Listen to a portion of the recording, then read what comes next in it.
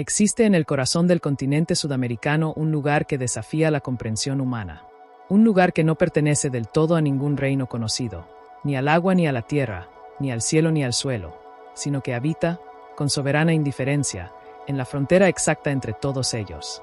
Un lugar que, cuando las lluvias de verano descienden sobre el altiplano boliviano y cubren su superficie con apenas unos centímetros de agua cristalina, se transforma en algo que ninguna civilización antigua alcanzó a describir con precisión, porque ningún idioma había sido forjado aún con las palabras necesarias para nombrarlo: el espejo más grande del mundo. Hablamos del Salar de Uyuni, una extensión desalpetrificada que se despliega sobre más de 10.500 kilómetros cuadrados en el departamento de Potosí, en el suroeste de Bolivia, a una altitud de aproximadamente 3.650 metros sobre el nivel del mar. Una planicie tan absolutamente horizontal que los ingenieros de la Agencia Espacial Norteamericana la han utilizado durante décadas como superficie de calibración para sus instrumentos de medición satelital. Un lugar tan perfecto en su geometría natural que las máquinas diseñadas para comprender el universo necesitan de su quietud para funcionar con exactitud. Pero la historia del Salar de Uyuni no comienza con las agencias espaciales. No comienza con los satélites ni con los algoritmos. Comienza mucho antes, en una oscuridad geológica tan profunda que el concepto mismo de historia humana se vuelve insignificante ante su escala. Comienza con el agua. Para comprender lo que este lugar significa, no solo como accidente geográfico, sino como testigo mudo de civilizaciones, conflictos, imperios y transformaciones, es necesario retroceder en el tiempo con la disciplina de quien no busca el espectáculo, sino la verdad. Y la verdad del Salar de Uyuni es, como todas las grandes verdades, profundamente incómoda en su grandiosidad. Bolivia es un país que carga sobre sus hombros el peso de una historia extraordinariamente densa. Es una nación mediterránea, sin acceso directo al océano desde 1879, cuando la Guerra del Pacífico le arrebató su franja costera a manos de Chile, que ha librado sus batallas más profundas no en el mar, sino en las entrañas de la tierra. Sus minas de plata en Potosí alimentaron durante siglos el tesoro de la corona española y, se estima, financiaron buena parte de la economía mundial del siglo XVI y XVII.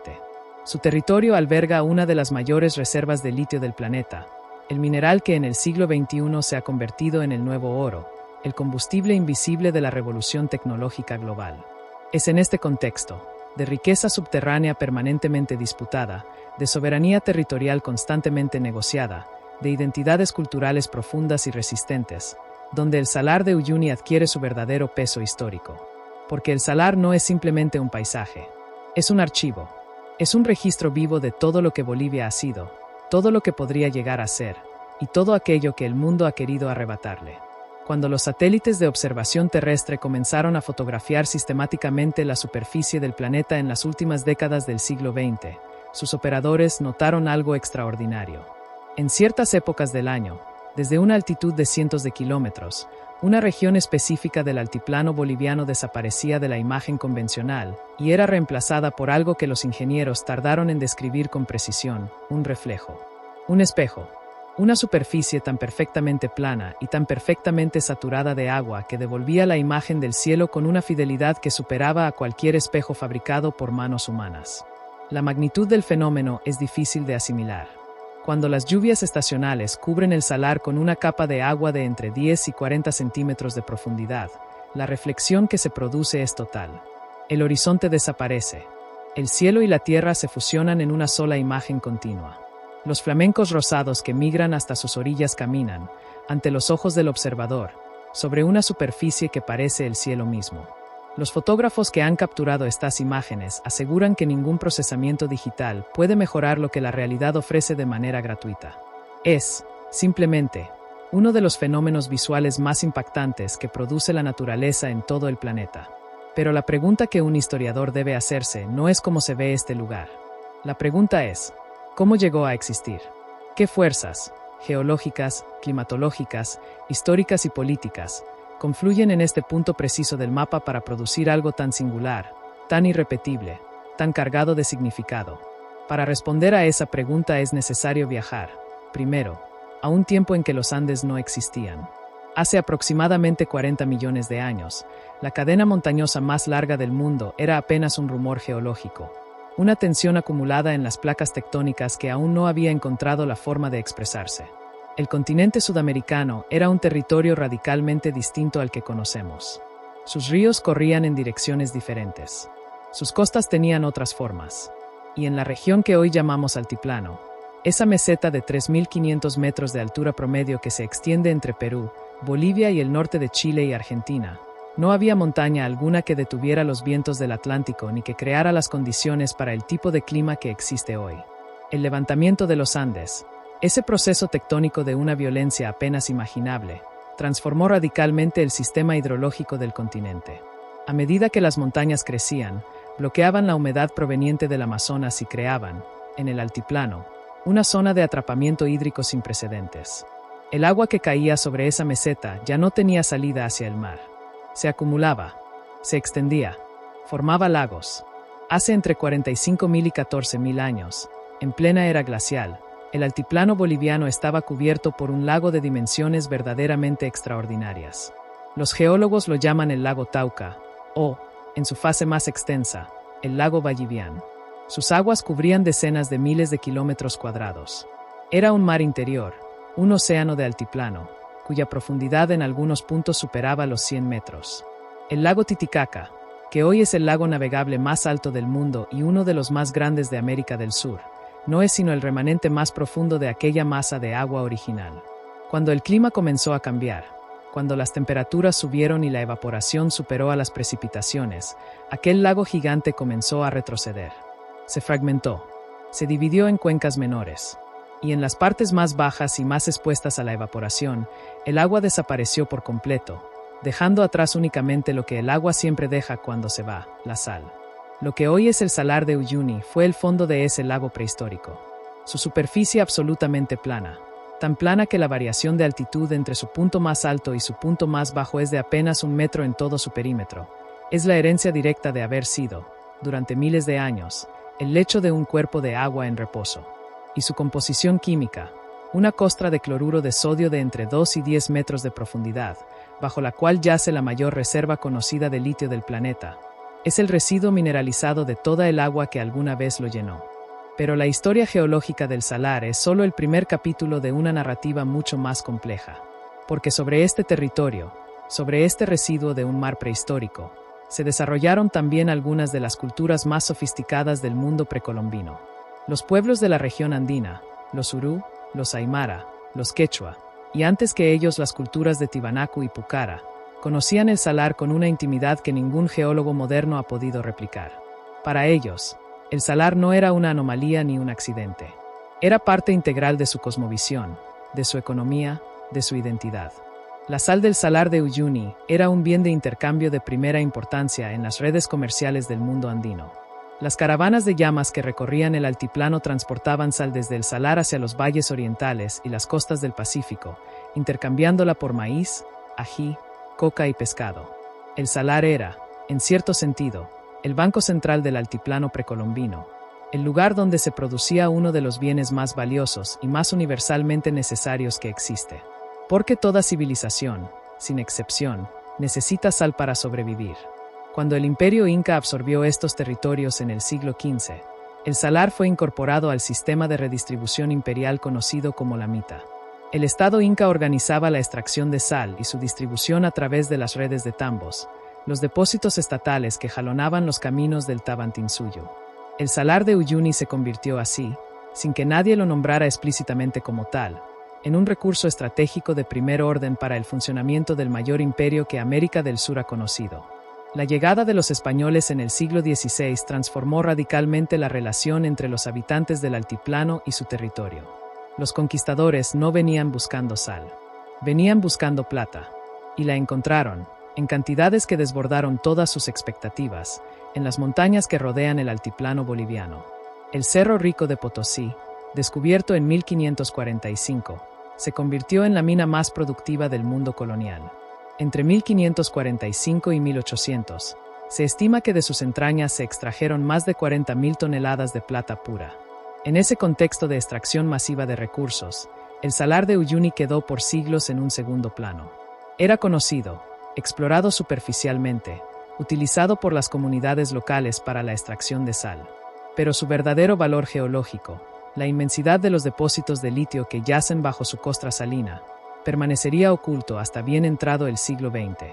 El fenómeno del espejo, ese evento visual que ha convertido al Salar de Uyuni en uno de los destinos fotográficos más buscados del planeta, tiene una mecánica precisa y al mismo tiempo delicada, dependiente de una conjunción de factores que no siempre se alinean con perfecta sincronía. La temporada de lluvias en el altiplano boliviano se extiende, aproximadamente, entre los meses de noviembre y marzo. Durante ese periodo, las masas de aire cargadas de humedad que ascienden desde la cuenca amazónica chocan con las barreras montañosas y descargan sobre el altiplano precipitaciones que, si bien son modestas en términos absolutos, raramente superan los 300 milímetros anuales en la región del Salar. Son suficientes para transformar radicalmente el carácter de la superficie salina. Cuando el agua de lluvia se acumula sobre la costra de sal, no se infiltra con facilidad. La sal compactada actúa como una barrera casi impermeable, especialmente en el centro del salar donde la costra es más gruesa y más antigua. El agua queda así atrapada sobre la superficie, formando una lámina delgada pero extraordinariamente uniforme. Y es en esa laminidad, en esa delgadez casi absoluta, donde reside el secreto del espejo.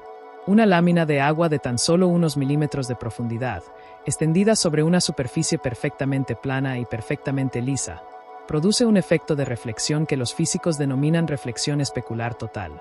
No hay rugosidades suficientes para dispersar la luz.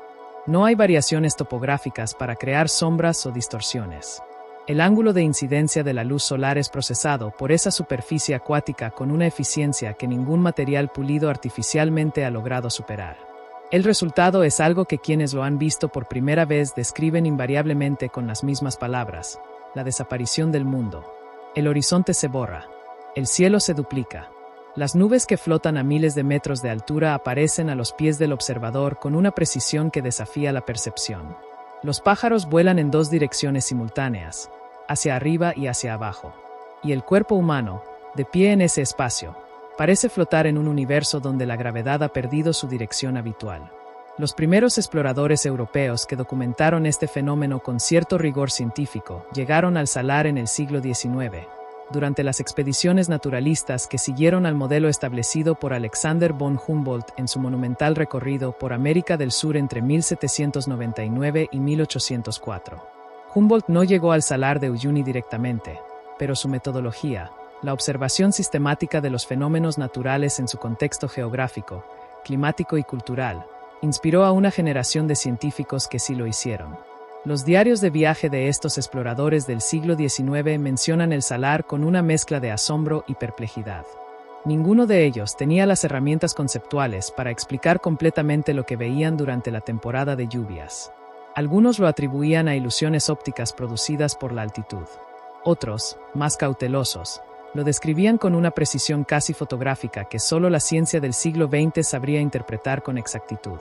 Fue sin embargo la llegada de la fotografía, y más tarde del cine, lo que convirtió al fenómeno del espejo en algo que trascendió los límites de los reportes científicos y las expediciones académicas. Las primeras fotografías del Salar inundado, tomadas a mediados del siglo XX, circularon en publicaciones científicas con una recepción discreta.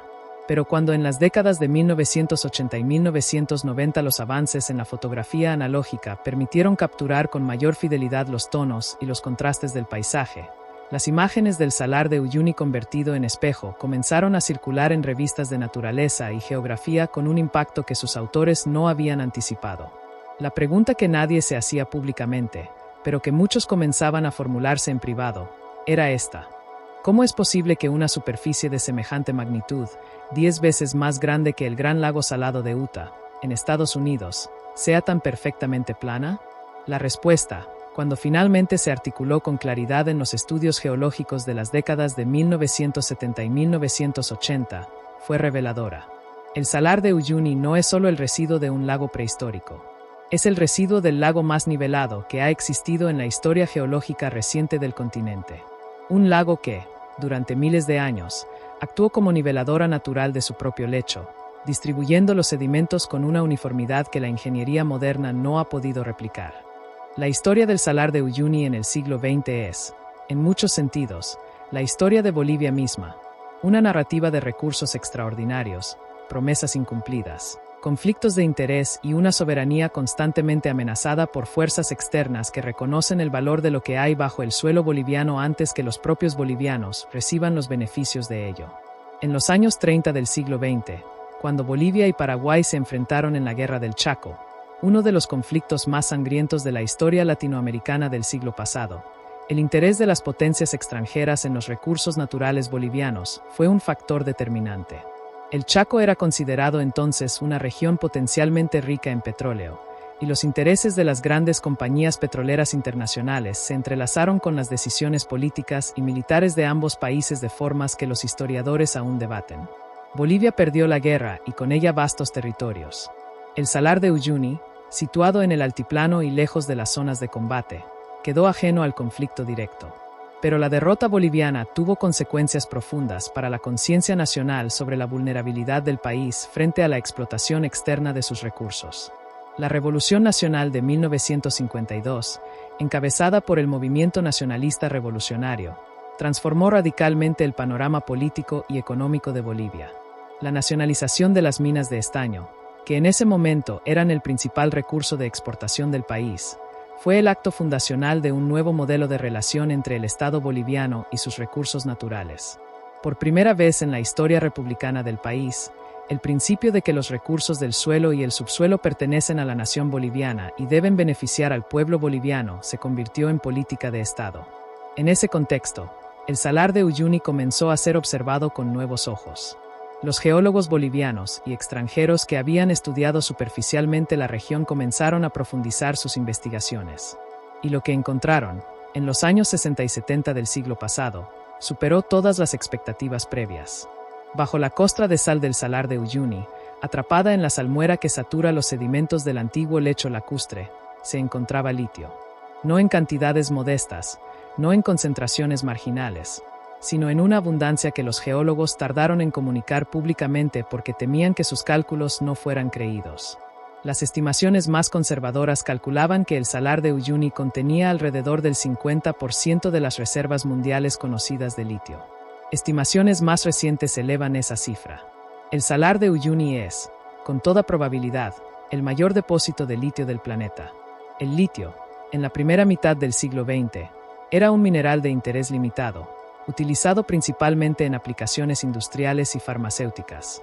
Pero en la segunda mitad del siglo, con el desarrollo de la electrónica de consumo y, especialmente, con la emergencia de los vehículos eléctricos y las baterías de alta densidad energética, el litio se convirtió en uno de los minerales más estratégicamente valiosos del mundo.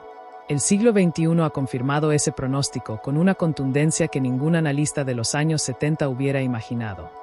En este punto de la narrativa es necesario detenerse y observar con atención la tensión que se desarrolló en las décadas de 1980 y 1990 entre Bolivia y las grandes potencias industriales que necesitaban litio para sus industrias emergentes. Porque lo que ocurrió en esas décadas, en las salas de reuniones de ministerios bolivianos, en las oficinas de corporaciones multinacionales, en las cancillerías de países industrializados, tiene todos los elementos de un drama geopolítico de primer orden. Bolivia, consciente del valor de sus reservas de litio, adoptó desde el primer momento una posición de cautela. Las negociaciones con empresas extranjeras que buscaban concesiones de explotación se desarrollaron con una lentitud deliberada que irritó a los potenciales inversores, pero que reflejaba la experiencia histórica del país con la explotación de sus recursos por parte de intereses externos. Bolivia había visto cómo la plata de Potosí enriqueció a España durante siglos sin transformar las condiciones de vida de su población. Había visto cómo el estaño generó fortunas privadas mientras la mayoría de los mineros vivía en condiciones de miseria. No estaba dispuesta a repetir el patrón. Las conversaciones entre el gobierno boliviano y empresas de Japón, Estados Unidos, Francia, Corea del Sur y China se desarrollaron durante años con una complejidad que los documentos desclasificados de la época apenas permiten vislumbrar. Los términos que Bolivia exigía, participación mayoritaria del Estado en cualquier empresa de explotación, transferencia de tecnología, procesamiento industrial del litio en territorio boliviano en lugar de exportarlo como materia prima bruta, eran considerados demasiado exigentes por los potenciales inversores. Las negociaciones se estancaron, se reiniciaron, volvieron a estancarse. Mientras tanto, El Salar de Uyuni continuaba su ciclo natural con una indiferencia absoluta hacia los conflictos humanos que se desarrollaban a su alrededor.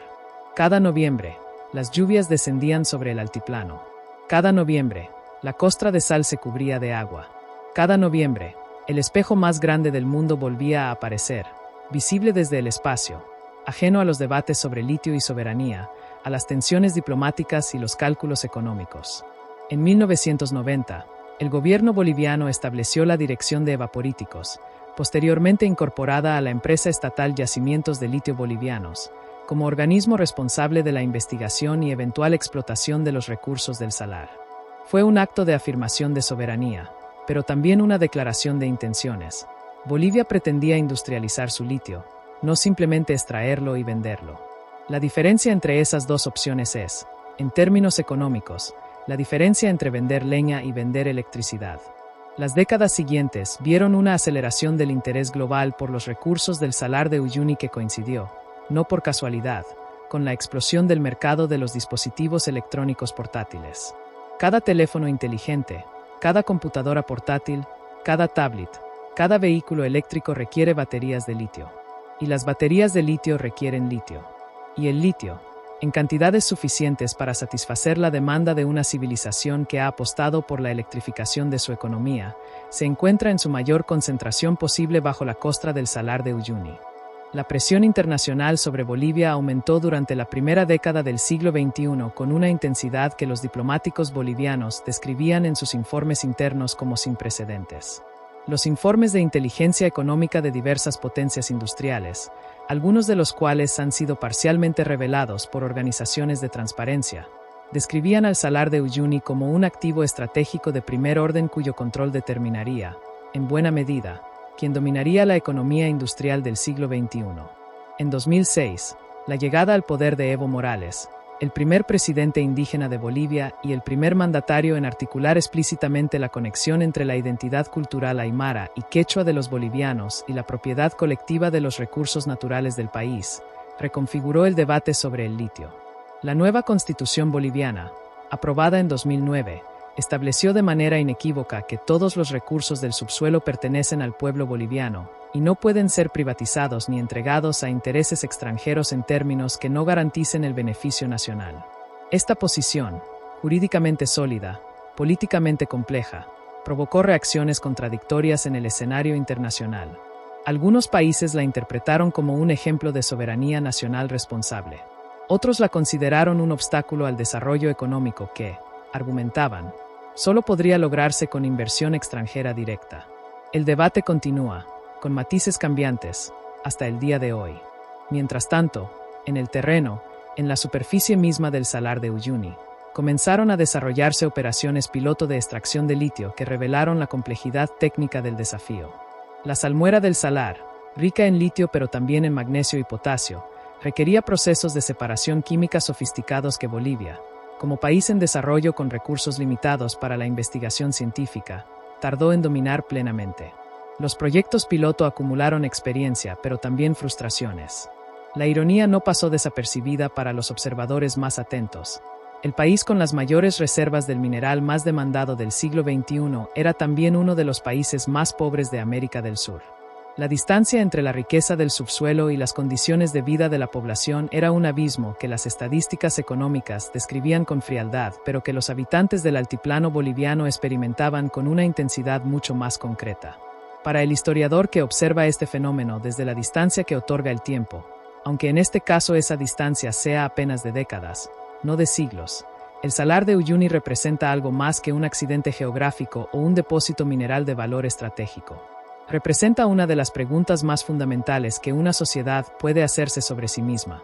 ¿A quién pertenece la riqueza de la tierra? Esta pregunta no es nueva. Se ha formulado, con las palabras propias de cada época, en todos los grandes momentos de transformación histórica que han involucrado recursos naturales de valor excepcional. Se formuló en la conquista española del Nuevo Mundo, cuando la plata y el oro de América del Sur comenzaron a fluir hacia Europa en cantidades que alteraron el sistema económico global. Se formuló en el siglo XIX, cuando las potencias industriales europeas disputaron el control de los recursos del continente africano en lo que la historia ha llamado el reparto de África. Se formuló en el siglo XX, cuando el petróleo se convirtió en el factor determinante de la geopolítica global, y las naciones del Medio Oriente debatieron durante décadas si nacionalizar sus yacimientos o dejarlos en manos de empresas extranjeras. La historia del litio boliviano en el siglo XXI es, en este sentido, una variación contemporánea de un patrón histórico que el estudioso reconoce con facilidad. Los actores cambian. Ya no son conquistadores españoles ni colonos europeos, sino corporaciones multinacionales y fondos de inversión globales. Pero la dinámica fundamental permanece. Un país periférico, en términos del sistema económico mundial, descubre que posee en su territorio un recurso que las potencias centrales necesitan desesperadamente. Las negociaciones se desarrollan en una asimetría de poder que es estructural, no contingente. Y el país periférico debe decidir, una y otra vez, entre las condiciones que se le ofrecen y las condiciones que considera justas, sabiendo que el tiempo juega a menudo en su contra. Pero el caso del Salar de Uyuni tiene una dimensión que lo distingue de los episodios históricos con los que puede compararse, y esa dimensión es la del fenómeno visual. El espejo del Salar, ese evento estético de una magnitud sin precedentes, ha convertido a Bolivia en el escenario de uno de los mayores atractivos turísticos del planeta precisamente en el momento en que el turismo global se ha convertido en una de las industrias más importantes de la economía mundial. Y lo ha hecho de una manera que los planificadores económicos no habían anticipado con claridad, no a través de la explotación de un recurso tangible, sino a través de la difusión de una imagen. Las fotografías del Salar de Uyuni inundado han circulado por Internet con una velocidad y una amplitud que ninguna campaña publicitaria habría podido comprar. Han aparecido en las pantallas de cientos de millones de personas que nunca habían oído hablar de Bolivia antes de ver esa imagen. Han generado una demanda turística que, en las últimas décadas, ha transformado radicalmente la economía de la región de Uyuni y del departamento de Potosí. Hay en esto una paradoja que merece reflexión. El Salar de Uyuni es valioso por lo que contiene, el litio que yace en su salmuera subterránea, pero también es valioso por lo que refleja, la imagen del cielo, duplicada y perfeccionada, ofrecida a la mirada humana con una generosidad sin condiciones. El primer tipo de valor está sujeto a las leyes del mercado, a las fluctuaciones del precio de los minerales, a las negociaciones diplomáticas y los acuerdos de explotación. El segundo tipo de valor es, en cierto sentido, inagotable. No se extrae, no se agota, no requiere procesos industriales ni genera pasivos ambientales. La comparación que un historiador podría hacer en este punto es con el caso de los parques nacionales norteamericanos. En el siglo XIX, cuando el gobierno de los Estados Unidos comenzó a reservar vastas extensiones de territorio para protegerlas de la explotación comercial, muchos consideraron esa decisión económicamente irracional. El Yellowstone, el Yosemite, el Gran Cañón, todos eran territorios que contenían recursos maderables, minerales o hidráulicos de valor considerable. La decisión de preservarlos como patrimonio natural en lugar de explotarlos fue controvertida. Pero el tiempo demostró que la preservación generó más valor económico, a través del turismo, que la explotación habría producido. Bolivia enfrenta hoy una versión de esa misma disyuntiva, amplificada por la escala de sus recursos y por la urgencia de sus necesidades de desarrollo. La explotación del litio podría generar ingresos suficientes para transformar la economía del país. La preservación del salar como fenómeno visual podría generar un flujo turístico sostenido que también transformaría la economía regional. La pregunta es si ambos objetivos son compatibles o si, en algún punto, se tornan contradictorios.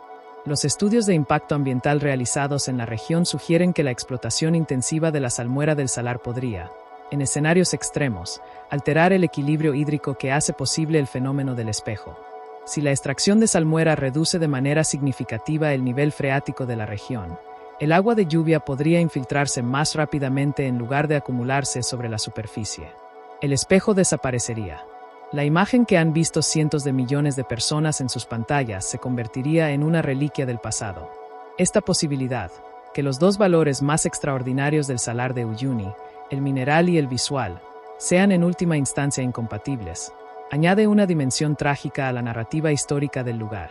Una dimensión que los tomadores de decisiones bolivianos, los inversores extranjeros y los organismos internacionales de medio ambiente están obligados a considerar con una seriedad que no siempre ha estado presente en las negociaciones. En el año 2024, Cuando la demanda global de litio para baterías de vehículos eléctricos alcanzó niveles históricos y el precio del mineral en los mercados internacionales reflejó esa demanda con una volatilidad característica de los recursos estratégicos, el Salar de Uyuni continuaba su ciclo inexorable. En noviembre, las primeras lluvias descendieron sobre el altiplano boliviano. El agua comenzó a acumularse sobre la costra de sal. El espejo comenzó, una vez más, a formarse. En algún lugar sobre ese espejo, a una altitud de 400 kilómetros, viajando a 28.000 kilómetros por hora, un satélite de observación terrestre capturó la imagen. Una superficie de 10.500 kilómetros cuadrados que reflejaba el cielo con una precisión imposible. Un espejo visible desde el espacio. El mayor de su clase. El único de su clase. La imagen fue procesada automáticamente por los algoritmos del centro de control, catalogada con un número de referencia, almacenada en los servidores. Y en algún momento, quizás de inmediato, quizás semanas después, alguien la miró en una pantalla. Y ese alguien, quienquiera que fuese, tuvo que detenerse un momento. Tuvo que hacer una pausa involuntaria ante algo que la tecnología más sofisticada de la civilización humana había capturado, pero que ningún algoritmo podía explicar satisfactoriamente. Porque los algoritmos pueden medir la reflectividad de una superficie. Pueden calcular el ángulo de incidencia de la luz. Pueden comparar la imagen con otras imágenes en su base de datos y clasificarla con precisión estadística. Pero los algoritmos no pueden responder la pregunta que ese espejo lleva implícita desde hace miles de años, desde el fondo del lago prehistórico que lo creó, desde las caravanas de llamas que lo cruzaban cargadas de sal, desde las negociaciones que se desarrollan hoy en su nombre en oficinas a miles de kilómetros de distancia. ¿Qué hacemos con algo tan extraordinario? ¿Cómo se administra la posesión de una maravilla? El Salar de Uyuni no tiene respuesta para esa pregunta. No la tendrá. Es la naturaleza de las grandes preguntas históricas no tener respuestas definitivas, sino solo aproximaciones sucesivas, cada una más informada que la anterior, cada una más consciente de la complejidad de lo que intenta resolver. Lo que sí sabemos es que este lugar, este accidente geológico de una antigüedad de decenas de millones de años, este residuo de un lago prehistórico, este repositorio de un mineral del que depende la transición energética del planeta, este espejo de dimensiones casi inconcebibles, continuará existiendo después de que las negociaciones actuales sobre el litio se resuelvan, de una u otra manera. Continuará existiendo después de que los vehículos eléctricos de hoy sean reemplazados por tecnologías que hoy no imaginamos. Continuará existiendo, y seguirá reflejando el cielo, mucho después de que las fronteras que hoy lo delimitan hayan cambiado de forma. Porque el Salar de Uyuni no pertenece al siglo XXI. No pertenece a Bolivia, aunque Bolivia lo contenga. No pertenece a la industria del litio, aunque la industria lo necesite. No pertenece al turismo global, aunque el turismo lo consuma. El Salar de Uyuni pertenece al tiempo largo, al tiempo geológico, al tiempo en el que los imperios son apenas parpadeos y las civilizaciones apenas sueños brevísimos. Y cada año, cuando las lluvias de noviembre vuelven a caer sobre el altiplano boliviano y el agua vuelve a cubrir la costra de sal y el espejo vuelve a formarse, esa verdad se manifiesta con una elocuencia que no requiere palabras. El cielo se refleja en la tierra refleja el cielo, y en ese espacio intermedio, en esa frontera perfecta entre lo de arriba y lo de abajo, la historia humana, con toda su complejidad, toda su ambición, todo su ingenio y toda su fragilidad, se mueve, pequeña y urgente, sobre la superficie de algo inconmensurablemente mayor que ella misma. Hay preguntas que este documental deja abiertas, y lo hace de manera deliberada. ¿Qué ocurrirá cuando la demanda de litio supere la capacidad de negociación de Bolivia? ¿Quién decidirá, en última instancia, si el espejo vale más que el mineral que yace bajo él? ¿Es posible preservar un fenómeno natural de esta magnitud en un siglo dominado por la lógica de la extracción y la aceleración tecnológica? ¿O estamos asistiendo, sin saberlo completamente, a los últimos capítulos de una historia que termina con la desaparición de algo irrepetible? Nadie lo sabe, y esa ignorancia, esa apertura hacia un futuro que todavía puede escribirse de múltiples maneras, es quizás lo más honesto que un historiador puede ofrecer ante un fenómeno que sigue desenvolviéndose en tiempo real, sobre una superficie de sal que tiene 10 millones de años y que, cuando llueve, se convierte en el espejo más grande del mundo.